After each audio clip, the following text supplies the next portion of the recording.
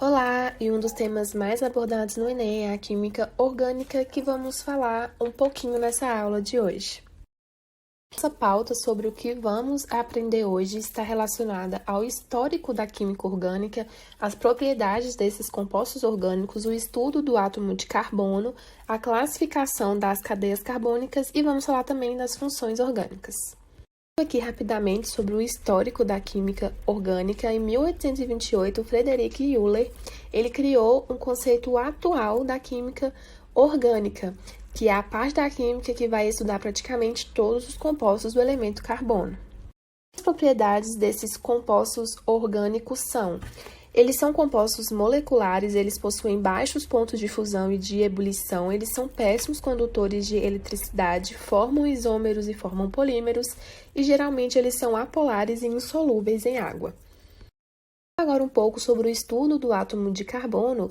Esse carbono ele pode ser classificado quanto ao número de ligações, onde nós temos o carbono primário ligado no máximo a um carbono, carbono secundário ligado a 2 carbonos, carbono terciário ligado a 3 carbonos e o carbono quaternário ligado a 4 carbonos.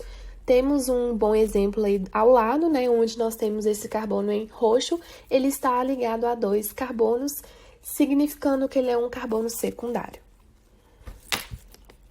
Também ele pode ser saturado, onde ele vai estar envolvido apenas por ligações simples, e o carbono insaturado, que ele está envolvido por pelo menos uma ligação pi. Então, em cima nós temos um exemplo desse carbono saturado com círculos vermelhos e o exemplo do carbono insaturado aí com círculos azuis, onde podemos perceber a presença de duplas ligações.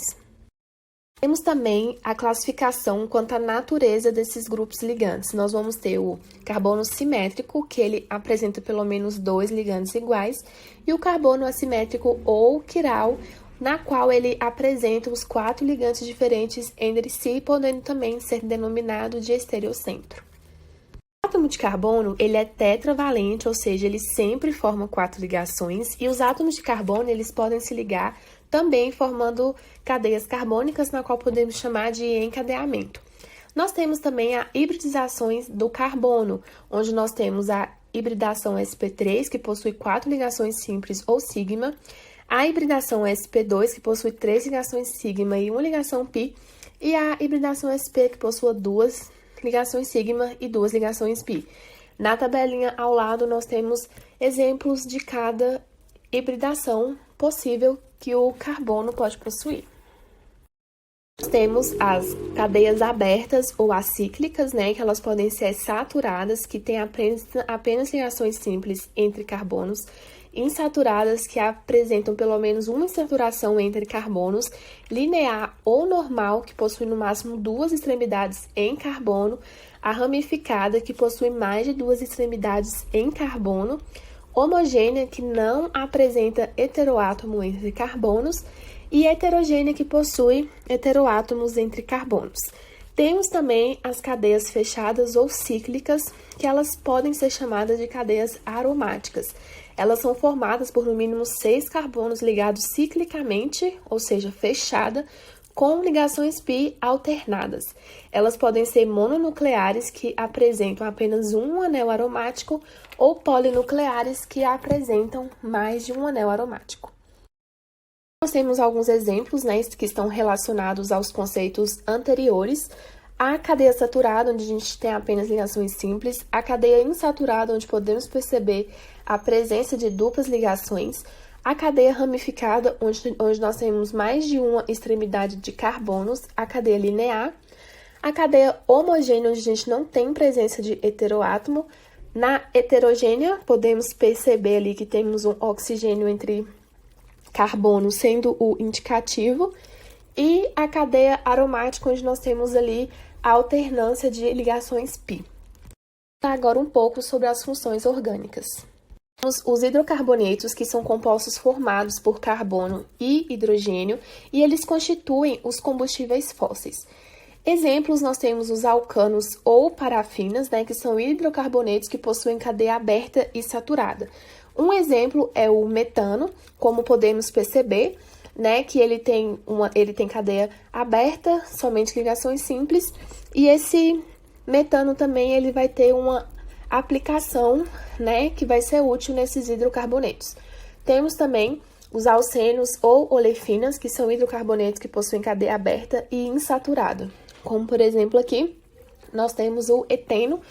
Podemos perceber que é uma cadeia aberta com dupla ligação, né? E ele também vai ter aplicações úteis que estão relacionadas a esses hidrocarbonetos. Os alcinos, né, ou compostos acetilênicos, que são hidrocarbonetos que possuem cadeia aberta insaturada com uma única ligação tripla. Podemos perceber ali como exemplo o etino, a gente tem uma tripla ligação ali entre carbonos. Os ciclanos, que são hidrocarbonetos de cadeia fechada e saturada, como por exemplo aí o ciclopropano e o ciclobutano. E os ciclenos, que são hidrocarbonetos de cadeia fechada com dupla ligação, como podemos perceber aí, a dupla ligação ali entre carbonos, como por exemplo no ciclo penteno. Temos os aromáticos, que são hidrocarbonetos que possuem anel benzênico em sua estrutura, que são estabilizados por ressonância. Exemplo aí, a gente vai ter o benzeno, né, que ele pode ser utilizado como precursor polimérico, e podemos ver ali a alternância das ligações pi, caracterizando essa ação ressonante no caso. A função álcool, ela apresenta em sua estrutura o grupo OH, ligado diretamente a um carbono saturado, e o seu grupo funcional é a hidroxila alcoólica. Então, aqui nós temos o OH que caracteriza essa função álcool. A função aldeído são compostos orgânicos que apresentam em sua estrutura o grupo funcional carbonila aldeídica, e aqui nós temos como indicativo dessa função o C-OH. As cetonas são compostos orgânicos que irão apresentar em sua estrutura o grupo funcional carbonila cetônica, né? Como, por exemplo, a gente tem aí a propanona, e o indicativo dessa função é o C-O. A função éter são compostos orgânicos de cadeia heterogênea que possuem oxigênio como heteroátomo, né? E o seu grupo funcional é oxi. Por exemplo, aí a gente tem o metano. Podemos ver que o oxigênio está entre carbonos, indicando assim que é uma função éter. Amina é um composto orgânico derivado da amônia, do NH3, pela troca de 1, 2 ou 3 hidrogênicos por substituintes orgânicos. O seu grupo funcional é amina ou amino. Temos a amina primária, né, ligada a apenas um carbono, secundária ligada a 2 carbonos e o terciário ligado a 3 carbonos.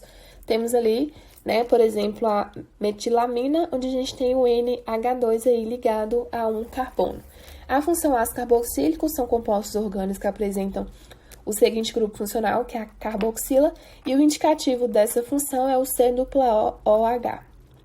A função éter tem o grupo funcional carboxy, e o indicativo dessa função é possuir em sua estrutura o C-O.